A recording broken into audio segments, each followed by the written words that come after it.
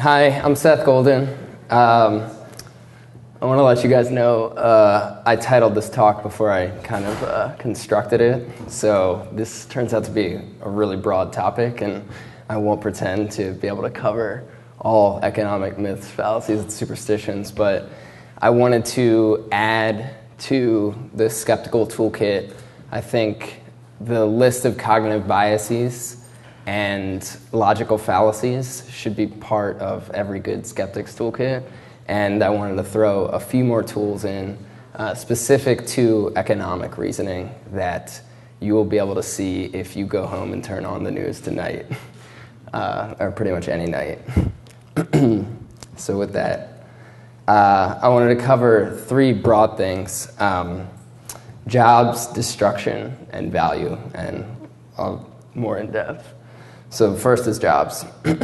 Jobs. How often do we hear how we should be maximizing jobs? We're in an economic slump right now.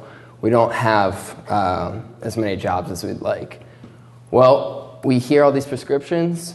We hear all these prescriptions from the left and the right. And there are problems that you hear from the reasoning. There are certain ideas that are missing from a lot of these discussions. The big one is what economists call opportunity cost.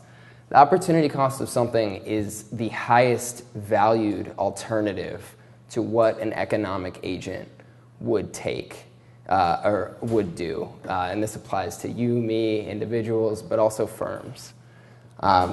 As a way to illustrate this, Milton Friedman was traveling in Asia once, and he was trying to advise on economic policy. And he saw a canal being built, and he saw that there was no heavy machinery. Instead, he just saw workers, a lot of workers with shovels, and asked why there wasn't any machinery. And the government official he was with told him, "Oh, this is a jobs program." Well, he replied, "If this is a jobs program, you should give them all spoons."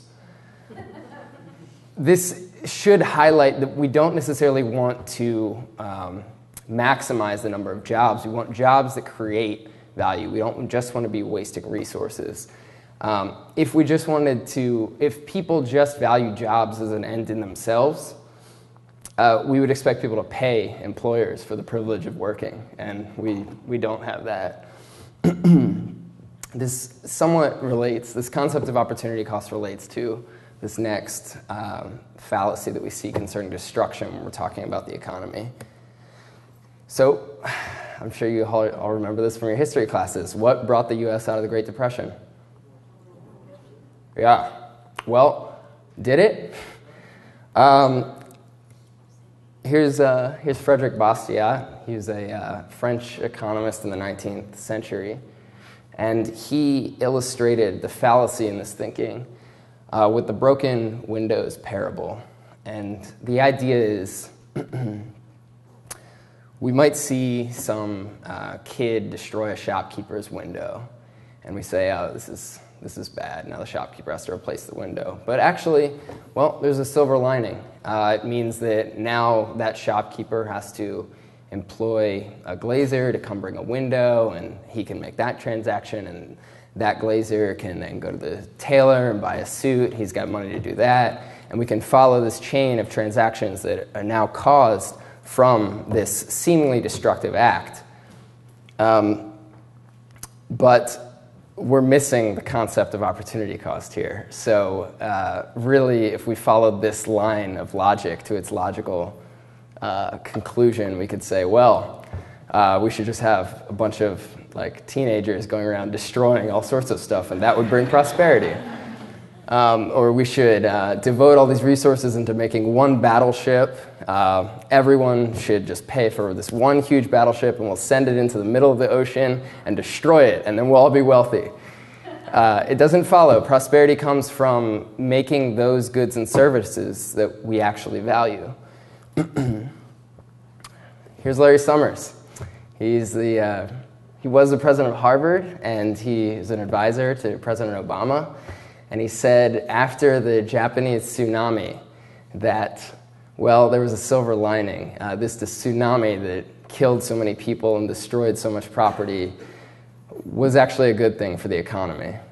And this was just an extended form of this fallacy, so it permeates even our most influential intellectuals in society. Again, related to this is the concept of value. We have, generally throughout history, theories of value. One big one was the labor theory of value, and a newer competing theory was the subjective theory of value. So here are friends, Karl Marx on the left and Adam Smith on the right. Pretty obviously on opposite ends of the political spectrum, if you know your economic history. I bring them up not to contrast how one thought that the labor theory of value is right and the other thought that the subjective theory of value is right. I bring it up because they actually both believed in the labor theory of value. Economists generally don't believe in this anymore. The labor theory of value was that the amount of value you see in a good or service has to do with the amount of work you put into something. And in contrast, we now think that people value things subjectively. And by subjective, we don't mean some postmodernist gibberish, like everything has no value or everything's ultimately valuable. We just mean that it's different for different individuals. It's subjective for each individual. And a way to highlight these different, slides are a bit out of order. We don't talk about the subjective theory of value by itself anymore. It's now generally incorporated into this theory of marginalism. I'll get to more on that in a bit. A way to illustrate these theories of value are by the water and diamonds paradox. It's an old paradox that economists were throwing around to figure out. The paradox is stated as this. Water is essential for human life, and diamonds aren't. So why is water less expensive than diamonds? It doesn't make sense. People should value water more than diamonds. Well, if we're thinking about the labor theory of value, we could say getting fresh water, getting water that would sustain human life required that you go find a freshwater source, and it would require that much labor to go to some creek to get it. Whereas with diamonds, it took a bit more toil, and it would require going into a mine, digging a mine, figuring out where diamonds are, getting them all out, a way more intensive process. But we mentioned earlier today of the theories of instrumentalism. If we treat the tools of economics as not necessarily perfect indicators of truth, but how useful their theories are to predict things. What is the predictive value of a theory? We would abandon the labor theory of value in favor of the subjective marginalist theory of value. Marginalism would, when economists talk about marginalism, what they mean is economic agents make decisions on the margin. So if you're at a restaurant, you see you can buy a hamburger for $10, and you could buy a combo for $11, which would include a drink. In your assessment of what to buy, you're thinking on the margin, does that additional dollar give me something for what I want? For some people, it'll be worth it. They'll spend the dollar for the drink. Some people, no.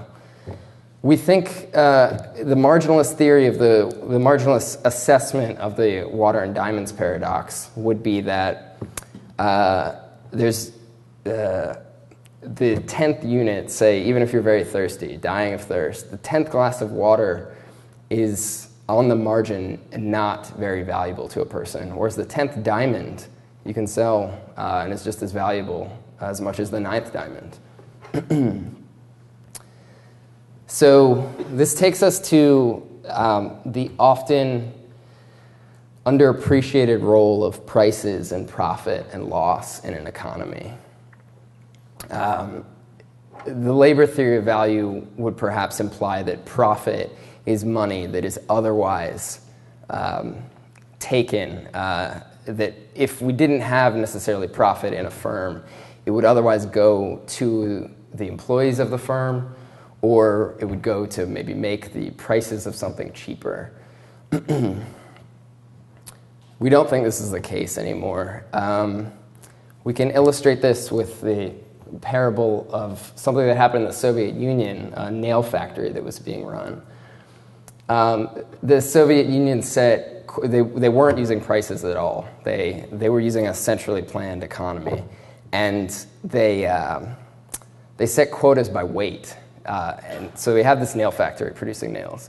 If we set a quota by weight, well, we're going to get a lot of big, heavy nails. The economy is complex, and you need some mix of big nails and small nails. But we wouldn't be using the knowledge from the expressive purchasing of consumers who would buy nails. So if we set those quotas and weren't on a price, if we set those quotas by say output, number of output, we get a lot of tiny nails with the same material, but we wouldn't have any big, large nails. If we are relying on prices, we know that people will stop buying when they have enough of big nails, or stop buying when they have enough of small nails, and we'll get some allocation of resources that more closely satisfies consumer preferences. That's prices. So profit would be an indicator for a firm to keep making something on each individual unit on the margin. And if the nail they're selling if they're making a loss on it, the resources that they all put in from the factory, they know to stop selling it. Some of the aversion to profit has to do with zero-sum and positive-sum thinking. Generally, we think of international trade and trade in general as being a positive-sum game, which means I win and you win when we trade. In contrast, zero-sum thinking would be if one person wins and another person loses. Negative sum would be, I guess, where both people lose if they were maybe destroying each other's property or something. So why the zero-sum thinking? I would hypothesize a theory dating back to our evolutionary upbringing. So if humans have been on this earth for, say, 150,000 years, 200, biologists or anthropologists in the room maybe know this number better, but let's say 50 to 150,000 years. Most of that existence was spent in crushing poverty. And it really was a zero-sum environment. There wasn't much trade. You were competing with other hunter-gatherer tribes for scarce resources. And so that was among tribes. But then within your own tribe, if one person was hoarding resources, that was also zero-sum. If one person is hoarding resources, it means those resources wouldn't be available for other people. So I hope, so that's it. Those are the three things I wanted to cover. I'm glad to take questions, or I'd be happy to take questions, but I would also want to offer up these questions to you guys to maybe think about how to apply these in other realms. Yeah? Have you ever read the book Ishmael by Daniel Quinn? No, I can't say. I have not read the book Ishmael by Daniel Quinn. Because I feel like that what you have described here is exactly what he describes in his book, and he has just a lot of different ways and examples of explaining what you explain. I mean, you did a great job, but I just was wondering because this is, practically the same type of idea that he was expressing. Is it fiction or nonfiction? It's nonfiction. Yeah. So it's kind of like a story about what you're describing. Yeah, there are a few great economic books out there that kind of cover these topics. I haven't actually heard of that one. I'm a bit surprised. But if you guys are interested in further reading, definitely come see me after. I can give you specific, in-depth citations from where this stuff came from. Yeah? Just as far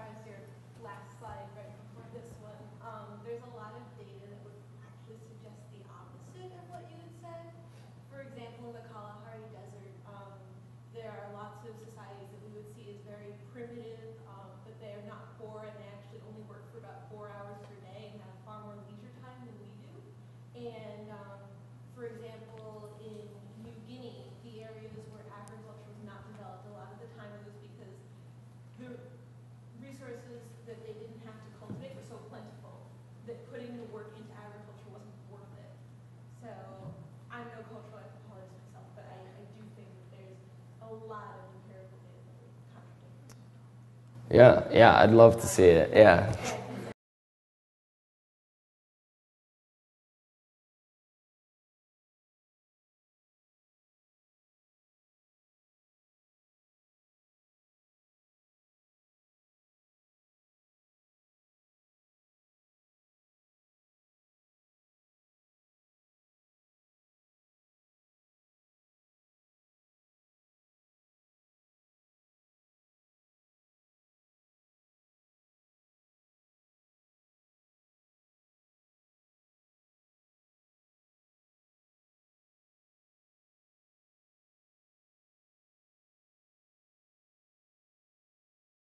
Yeah, I think, this is a great point.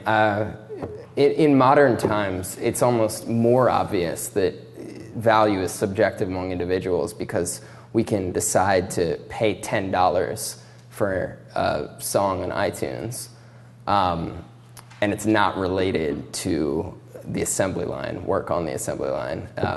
So an artist, paying an artist, it shows, some people value, I'm trying to think, some musicians work at some price and it's different for others. So the amount of labor doesn't go into it. As far as updating Marx and Smith's theory, they were prolific writers, certainly, and they had a lot of useful tools in their works. Some right, some wrong. It was just that the discipline had kind of moved on, and while there were some insights that Marx and Smith had that relied on the labor theory of value, it could have just been coincidence. So it's not necessarily that we need to update their theories so much as take the good for what they were and just disregard what we can move on from. Yeah. Yeah. I just want to say that I took a course on our last we were going on to solve the fallacies. If you're interested, look into Learn Liberty Reward, and they give us fact about this history of the fallacies and the means of the Great Depression. And there are other ones talking about income distribution in the United States and how that work out, difference between wages between men and women, and that there was still really a spark between them. Many other kind of things we will find. So the suggestion is, what's the website? LearnLiberty.org. LearnLiberty.org. Yep.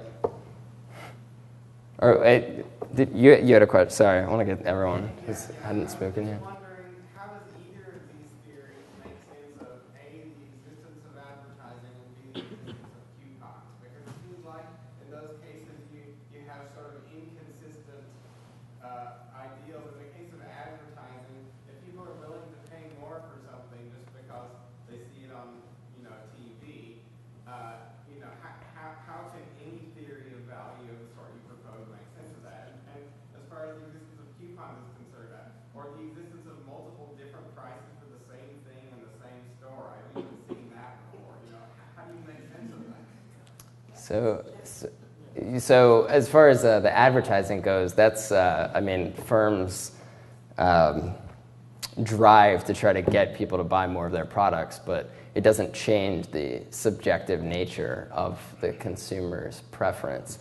The coupons, though, is actually related to this theory of subjective value because different people value things at different price points. A coupon is a way for firms to try to get as much money as possible as they can from people. So some people will go and pay full price for something, and other people wouldn't have paid that full price but would with a coupon. And let's say it costs $10 to bring something to market, and the company can get $20 of profit if they just sell it in the store.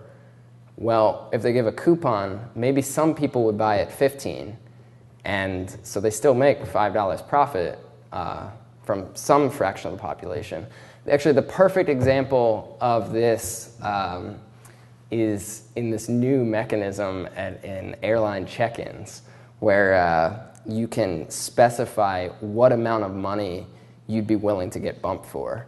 So they can immediately go to the lowest dollar amount from the list of people. Yeah? I was just going to say that also, I think coupons also become a form of advertising because Oh, absolutely. of the sort of good feeling towards the company. And I think one of the key reasons why we have advertising is that we think we're rational, but we're not. And there's a lot of psychological stuff going on. Yeah. Yep. I was just wondering, the right wingers, they complain about the second generation stimulus. But essentially, the money that's coming from the government is going to go to the rich at the end. So what is their, I don't understand why they're complaining about it. Can you explain that? I don't know that I understand the question. Are you asking why they are angry about stimuluses because when they money that they're getting from the rich goes back to the rich? I mean, it's not coming from the rich, it's coming from the government, and it's coming down, and it's gonna go all the way to the rich. I don't get it. I don't know. I mean, it's not like the government has its own money. All of the government's money is coming from us taxpayers. And a lot of What I'm rich saying, people, the end result is that the rich is gonna get all the money at the end. Because but they're they also saying think that they're paying all the taxes. The rich they're people not think, paying all their. they think they are. So they think they're paying all the taxes and they're getting all the money back. So they're like, why should we have this intermediary? They're not even paying tax. I think everybody thinks their taxes are too high. Yeah, all taxes should be lower, and we should all get more from the government. Popular things to say. What are you running for?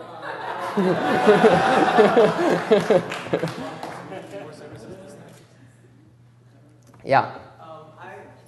I wanted to kind of go more into what this young woman's question about the individuals in like the Colorado Desert. You know, you described, or you gave out the word poor. And so what I was wondering, what you kind of defined as that, as it's poor as in individuals who can't afford the resources like shelter or food or water, or someone who can't buy an iPad too. Yeah, I guess what we think about in terms of like the kinds of things that people were worried about in this evolutionary history of ours. So like, where does the next meal come from? How do we figure out how to live past the age of 30? If we were in this natural state, if we thought about people living in this state today, I think it's pretty clear we would describe them as impoverished. Yeah. Yeah. Questions about job creation, you and for instance immigration. There's also misconception that like immigration takes like away jobs and affects the economy negatively. Most other stories we go like, well, it's not a serious sort of gain, like they actually pay for services to the middle class in a world economically very low inflation. Now I just want to see if you have anything on job creation. Yeah, this is one of those things where if we're worried about job creation for its own sake, or if maybe immigrants taking jobs, we would want to know if these jobs were creating value. We wouldn't want to preserve jobs just for their own sake.